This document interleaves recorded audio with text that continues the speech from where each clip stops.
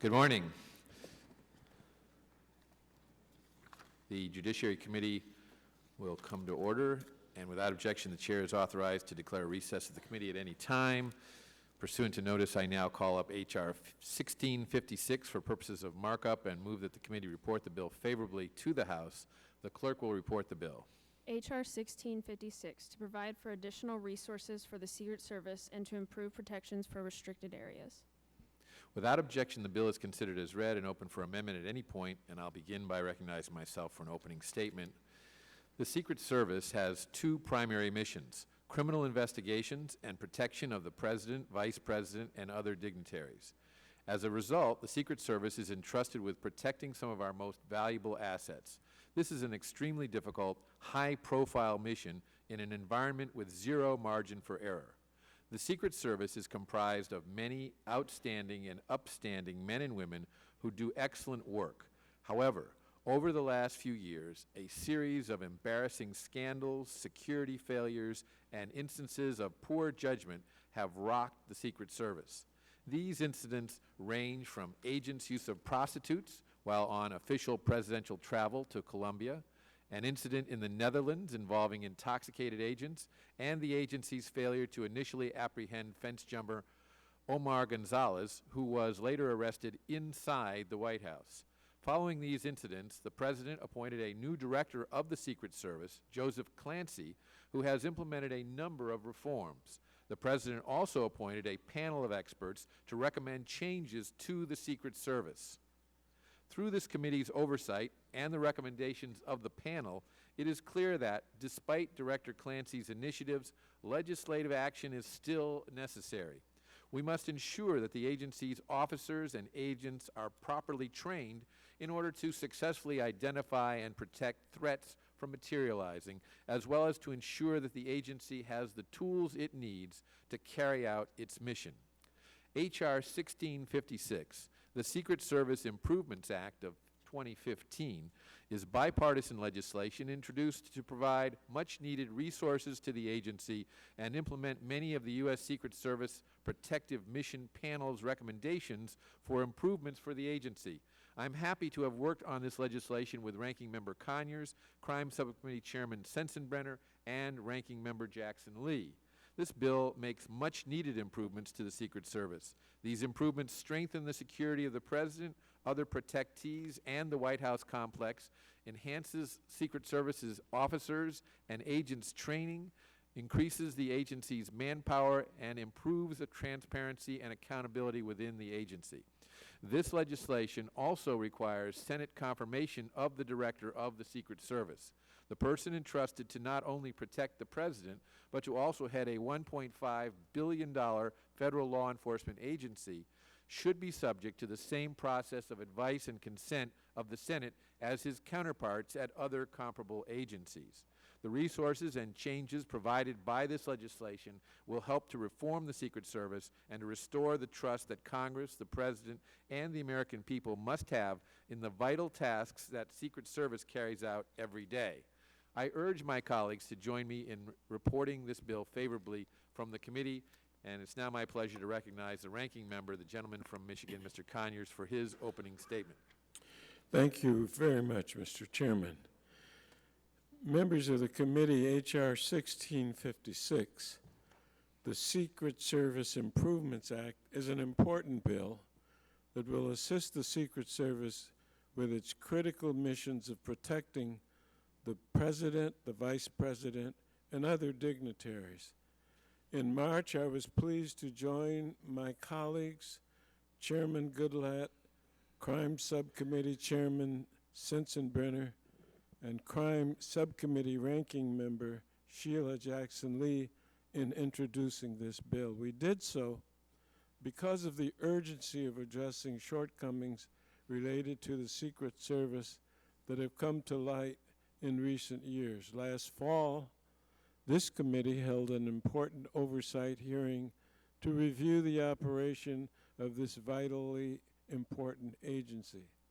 Then acting director Joseph Clancy, who has since taken on the job on a more permanent basis, came before the committee to discuss the mission of the agency and issues related to recent lapses in security that could have jeopardized the individuals the agency is sworn to protect. In particular, we moved to a closed session to engage in a frank discussion about the unacceptable incident last September in which a man was able to jump over the fence, run past Secret Service officers, and enter the White House. We learned that while there were performance errors made by some officers that day, the protective mission of the Secret Service has been jeopardized largely because the agency has been allowed to fall into a state of disrepair. Personnel levels, for example, are unacceptably low. The long hours on duty leave little time for training. Equipment and technological systems are not updated or integrated sufficiently, and the culture of the agency has suffered from poor leadership. These conclusions were confirmed and expanded upon by the review panel established by Department of Homeland Security Jay Johnson in the wake of the White House intrusion last year. Therefore, I joined with my colleagues to introduce this bill, which is designed to address these deficiencies. H.R. 1656 addresses several categories of issues that urgently need attention: leadership, resources, training, and authorities. With respect to leadership, the bill requires the position of Director of the Secret Service to be confirmed by the Senate after presidential nomination. With respect to resources, the bill authorizes the hiring of additional personnel and requires a review of the agency's use of technology, an area of concern based on past security lapses. With respect to training, the bill requires more training for agents and uniformed division officers, and also authorizes the construction of better training facilities. With respect to authorities, the bill allows the agency to investigate threats against former vice presidents in the same way it investigates threats against former presidents. In closing, I'd like to note that I plan to support a manager's amendment that the chairman, I believe, will offer shortly. The amendment will make minor changes as well as some important additions, consistent with the goal of assisting the critical mission of this agency. This is a bipartisan bill, and I thank the chairman and my colleagues for their work on this issue, and I yield back the balance of my time. Thank you, Mr. Conyers, and I now recognize myself for the purposes of offering an amendment, and the clerk will report the amendment. Amendment to H.R. 1656, offered by Mr. Goodlatte. Page 2, begin. Without objection, the amendment is considered as read, and I recognize myself to explain the amendment. This amendment makes a number of important technical changes and improvements to the underlying bill. In January of this year, a drone landed on the White House lawn, sparking concerns about the security risks posed by unmanned aerial vehicles. The committee reviewed the criminal statute that protects the White House and other restricted buildings and grounds and determined that the statute does not prohibit the landing of drones in these restricted spaces.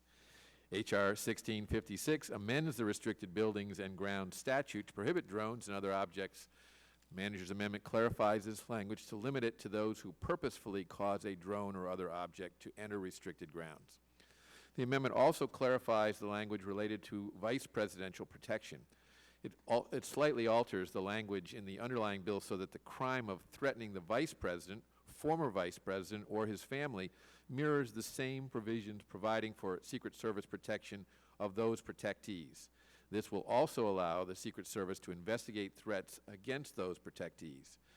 The manager's amendment also makes a slight change to the number of additional members of the Presidential Protective Detail to mirror the recommendations of the protective panel, and makes clear that all Secret Service protective details can use the new training facilities authorized in the underlying bill.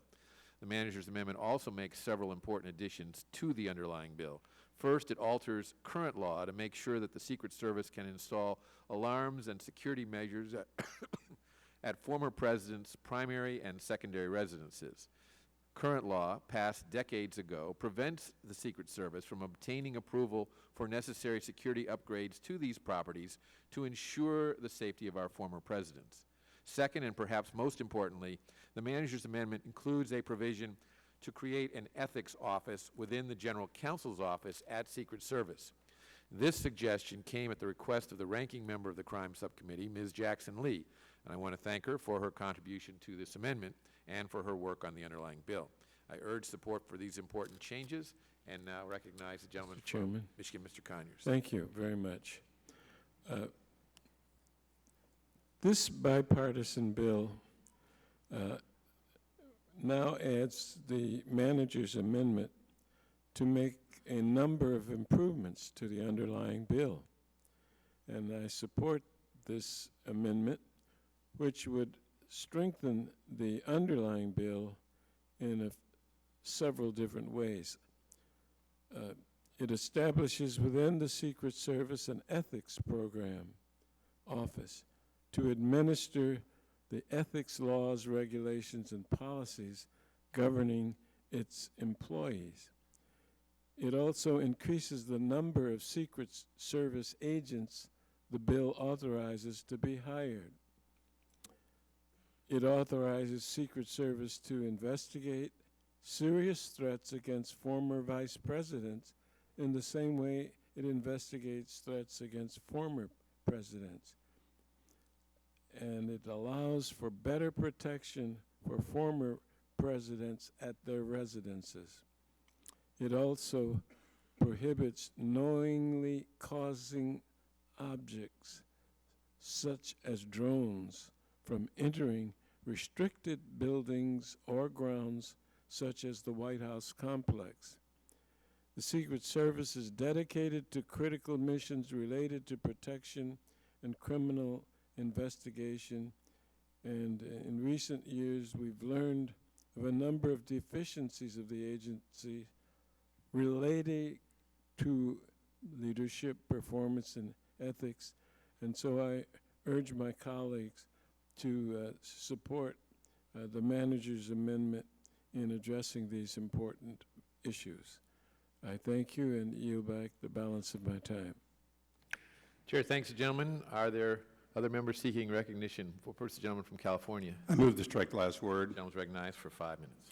Thank you, Mr. Chairman, and I want to thank you and the ranking member for bringing this important legislation. Within the committee's jurisdiction, I believe you have carefully added a number of additional very good features. One of them that I am particularly interested in is by adding the Vice President and their family, immediate family, in perpetuity, we create a situation in which guidance is likely needed, which I believe can be done in report language. That guidance would be one that would make it clear that if 20 years after a vice president leaves office, their son were to have a threat, that there must be a nexus to the official duties, historic official duties of the vice president, or their standing as a former vice president. This likely would be equally true of, let's just say, an adult child of 10, 20, 30, 40 years earlier president. The history of the president and the first lady being protected is one that I believe is good, and in fact the 12-year limitation that currently exists on a protective detail perhaps is one done in haste that in time we will revisit. Additionally, the oversight chairman, I understand, intends to offer an amendment that would require that they be included in the reporting. I'd like to preempt and presume that that will be offered and lend my support to this for two important reasons. First of all, the Oversight Committee has historically been at the center of reviewing and participating in the reforms and the cultural changes necessary at the Selective Service. Secondly, they have direct jurisdiction over the pay, benefits, and organization of the Secret Service. And I said selective, but I meant Secret Service. Therefore, I think that it is particularly important that they have all information in a direct fashion. Lastly, I want to make it clear that although our jurisdiction does not allow for a reorganization of the Secret Service, nor do we have the ability to tell them how to get their culture in order. But I want to go on record as saying that for too long, there have been 2 or 3 or 4 Secret Services. One, the one that guards the president, considered to be elite. 2, the additional plainclothes people who do not immediately serve on that detail but serve on other similar details.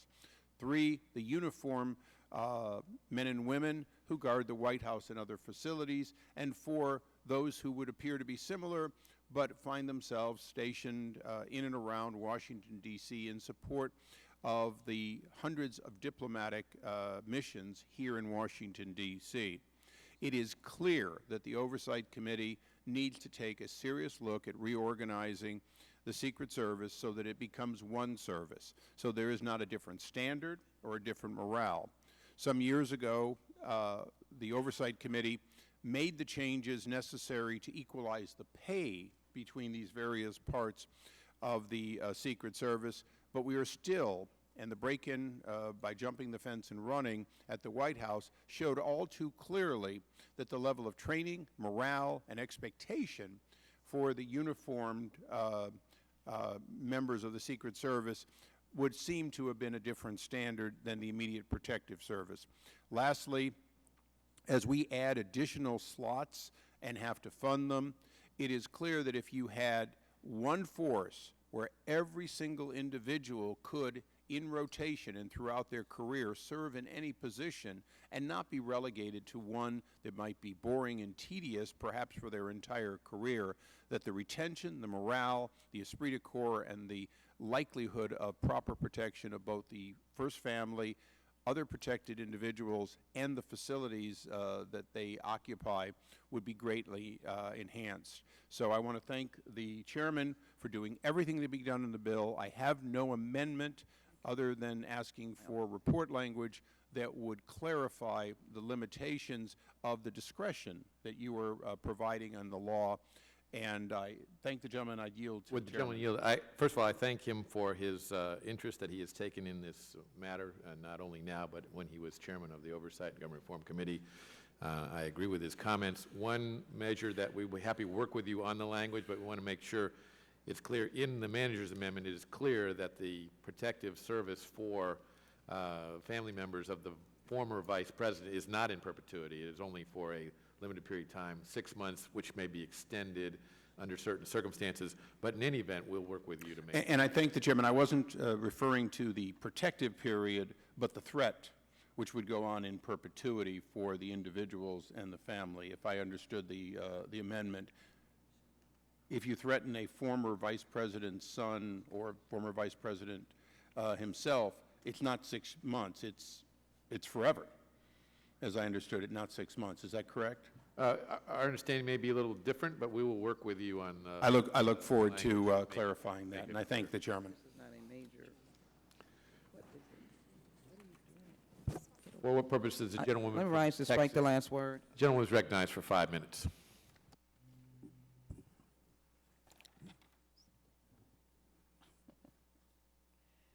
Let me thank Mr. Goodlatte, Mr. Conyers for this legislation that manages to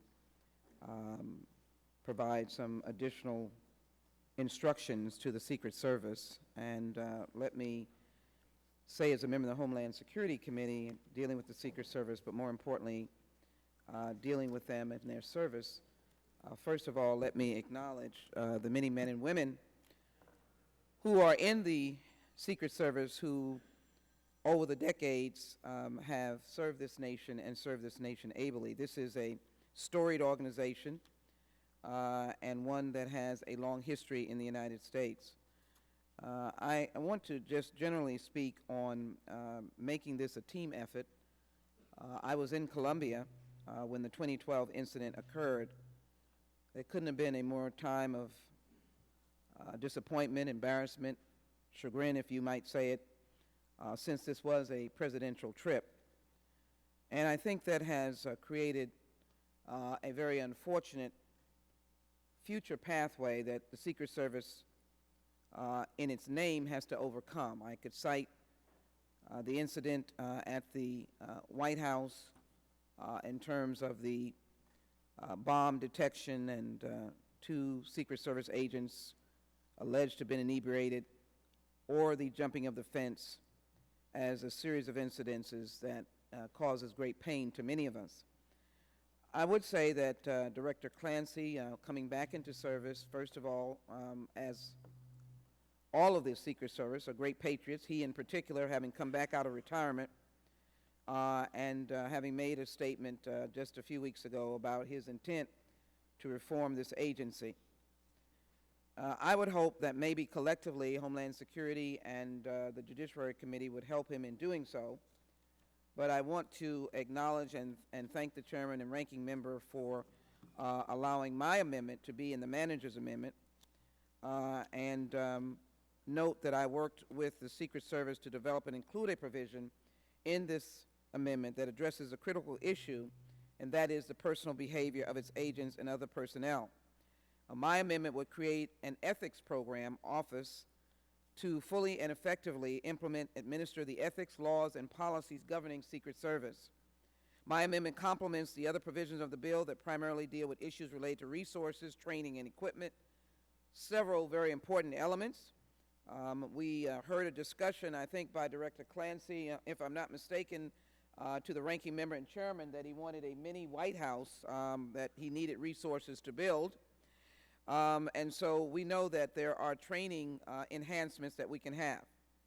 But my amendment complements those requests and provisions in this legislation. Much of this responds to the need to upgrade the agency in response to recent security lapses, most prominently the incident last September in which a man was able to climb over the White House fence, evade uniformed division officers, burst through the door at the north portico, and made all the way to the East Room. And it has already been acknowledged of the many errors that were made. In addition to such instances of security lapses, there have been a number of instances of misconduct of Secret Service agents. And as I mentioned already, the 2012 incident in Colombia, and at that time, the Secret Service convened a professionalism reinforcement working group. However, I think my amendment that is now included in the Manager's Amendment will specifically list and include the responsibilities by creating the Ethics Program Office, and burden or impress upon the Secret Service that we should have a zero failure mission in a high pressure environment, recognize that the misconduct of agents jeopardizes other agents whom they are sworn to protect. The Secret Service needs to maintain and strengthen a culture of ethical behavior, which includes accountability for ethical behavior, but really befits the storied organization that they are, and to exhibit accountability because it is critical for the effectiveness of this agency. I understand that the Secret Service welcomes the creation of this office, and as I indicated, I have a great deal of respect for the Secret Service and the overall men and women, Director Clancy, and the prior agents, leaders that were there. And though some had to step down and some retired, I know their heart was in the right place. And so I'd ask my colleagues to support the Manager's Amendment, but that we continue to have oversight over the agency to work with them to be able to do their duties at the highest ethical level and the highest level of security. I have confidence that they can do so. With that, I yield back my time. Chair, thanks, gentlewoman. The question is on the amendment. Those in favor will respond by saying aye. Aye. Those opposed, no. In the opinion of the chair, the ayes have it, and the amendment is agreed to. Are there any other amendments? For purpose of the gentleman from Texas seek recognition. Thank you. I have an amendment at the desk, Mr. Chairman. The clerk will report the amendment. Amendment to H.R. 1656, offered by Mr. Ratcliffe of Texas, page 5, line 20, insert after the Director of the Secret Service the following: in consultation with the Undersecretary for Science and Technology of the Department of Homeland Security and other experts. The gentleman is recognized for 5 minutes on his amendment. Thank you, Mr. Chairman. My amendment is simple but necessary. It would require the Director of the Secret Service to consult with the Department of Homeland Security's Undersecretary for Science and Technology, or S&T, and with other experts before devising and adopting procedures to evaluate the ways that technology can be used to secure the White House and respond to threats against individuals protected by the Secret Service. My amendment preserves the existing relationship between the Secret Service and S&T, one in which S&T provides support through research, through development, and through the testing and evaluating of technologies. To be clear, my amendment doesn't alter the status quo in this regard, but only ensures that the Secret Service, like other DHS components, consults with S&T in order to ensure that it is in fact utilizing the most effective and up-to-date tools. In consulting with S&T, the Secret Service would be able to identify additional needs for new technologies, and S&T would be able to assist in providing the basic scientific research and support that is necessary to address those needs. The amendment requires the Secret Service to consult with both S&T and other experts on technologies to be adopted to support its integrated protective and investigative mission in order to ensure that the Secret Service is utilizing the most current technologies available. Through coordinated consultation, my amendment will also reduce the opportunity for unnecessary duplication of effort within S&T, the Secret Service, and across all of the Department of Homeland Security. I ask my colleagues to support this amendment to ensure that the Secret Service is properly consulting with experts both inside and outside the Department of Homeland Security when evaluating technologies to support the Secret Service mission. I'll give back the balance of my time and thank the chairman. Chair thanks, gentleman, and recognize the gentleman from Michigan. Mr. Chairman and members, this is a thoughtful amendment and an important addition to the bill, and I support it.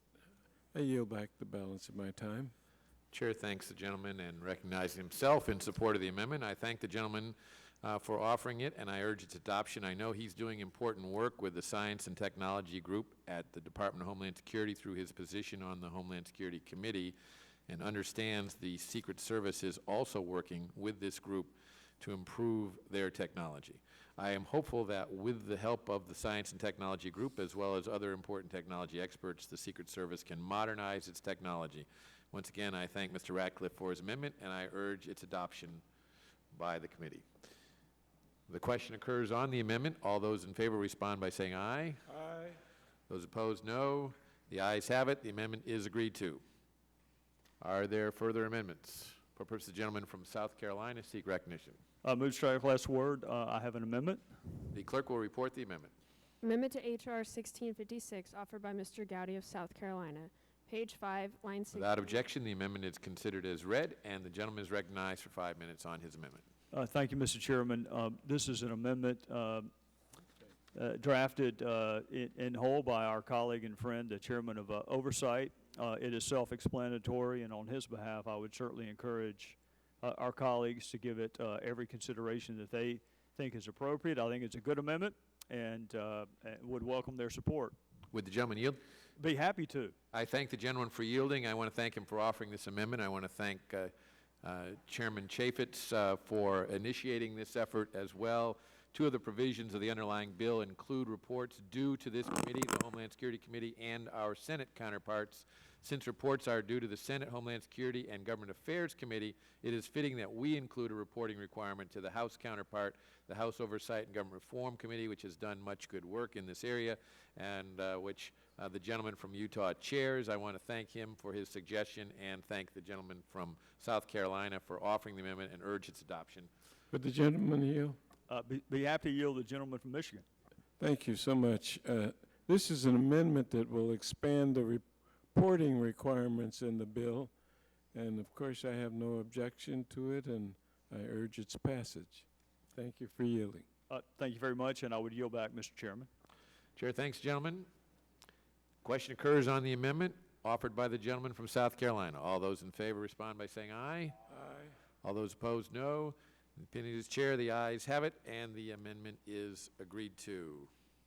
Are there further amendments? A reporting quorum being present, the question is on the motion to report the bill H.R. 1656 as amended favorably to the House. Those in favor say aye. Aye. Those opposed, no. The ayes have it, and the bill as amended is ordered reported favorably. Members will have 2 days to submit views. Without objection, the bill will be reported as a single amendment in the nature of a substitute incorporating all adopted amendments, and staff is authorized to make technical and conforming changes. This concludes our business today. Thanks to all members for attending. The meeting is adjourned. Thank you very much.